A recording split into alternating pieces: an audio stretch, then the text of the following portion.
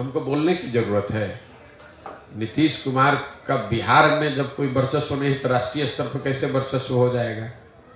आप हमारे कहने पर मत जाइए। 243 विधायकों के यहाँ पर विधानसभा में नीतीश कुमार का 42 गो विधायक है, तो क्या बताता है कि बिहार में बहुत उनका वर्चस्व है?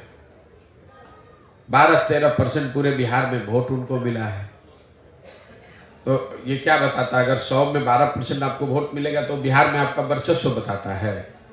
तो जिसका बिहार में ही वर्चस्व नहीं है उसका देश में कैसे हो जाएगा? ये तो लॉजिक, कॉमन सेंस की बात है। रैली करने को तो जाके आप जाकर केरल में रैली करने लगे तो कोई रैली करने पर तो रोक है नहीं।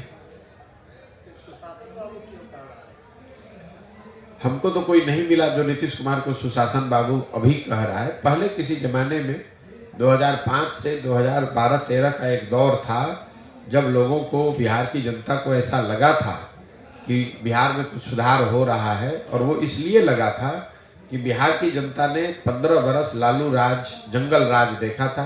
तो जब बहुत अंधेरा होता है उसमें एक छोटा सा दिया भी जलेगा तो उसका प्रकाश थोड़ा ज़्यादा दिखता है, और कुछ प्रयास उन्होंने शुरुआती दिनों में किया भी था। लेकिन 2014 के बाद जो नीतीश कुमार हैं उनको कोई भी सुशासन बाबू नहीं कहता। वो तो खुद ही अपने आप को अगर कह रहे हैं तो सुशासन बाबू कह रहे हैं, जनता तो नहीं कह रही है। कहीं गांव देहात, सड़क, पंचायत पे तो हमको कोई नहीं मिला ये कहता हुआ कि नीतीश कुमार सुशासन बाबू है या जो राज वो चला रहे हैं ये इसमें सुशासन है। लोग तो ये बताते हैं कि लालू जी के राज में अपराधियों का जंगल राज था, नीतीश कुमार के राज में अधिकारियों का जंगल राज है। फर्क तो कुछ नहीं है दोनों में। मेरे भाई, पहले तो नंबर 50 करोड़ का है कि 50,000 करोड़ का है? 50,000 करोड़। तो ये तेजस्वी यादव के जीवन में शायद पहली बार इस तरह का कोई एक सम्मेलन हुआ है। आपकी जानकारी के लिए बता दूं कि बिहार, देश के ज़्यादातर राज्यों में इस तरह के सम्मेलन होते हैं, और उत्तर प्रदेश में, गुजरात में, कर्नाटक में जब इस तरह का सम्मेलन होता है तो 50,000 करोड़ नहीं, ये जो MOU जिसको कहते हैं, ये कोई इन्वेस्टमेंट नहीं है, ये इंटेंट है।